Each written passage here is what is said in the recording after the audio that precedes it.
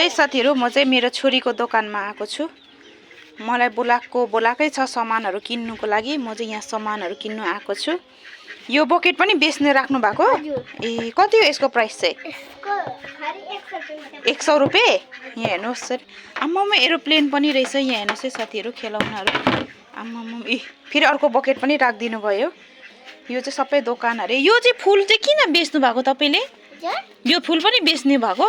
हजुर, यो पैसा हो। ए यो चाहिँ पैसा रहेछ। यहाँ हेर्नुस् तपाईले, यहाँ हेर्नुस्। यहाँ पनि पैसा रहेछ। ओ यहाँ हेर्नुस्, यहाँ पनि ए चकलेट मात्रै छ। ए चकलेट पनि रहेछ। आम्मामा, दुईटा। यसको प्राइस चाहिँ कति हो कुनी? 10 रुपैयाँ होला। 10 रुपैयाँ। ए दोकाने चाहिँ यहाँ हुनुहुन्छ। तपाईले के भन्नुहुन्छ कि? जयमुसी नमस्ते सबैजनालाई। यता फर्केर हेर्नुस् दोकाने। दोकानमा चाहिँ एकदमै दामी यहाँ गुडियाहरु पनि राख्नु भएको रहेछ। आम्मामा, क्याप पनि रहेछ। योहरु चाहिँ के होला नि? योहरु चाहिँ हजुर, यो चाहिँ नि हजुर, यो तपाईले हातले सफा राख्छ। ए हात अझै यो अनुहारमा लगाउने स्टाइल लाग्छ। ए सबैको पोकेट मिसिन्छ हैन?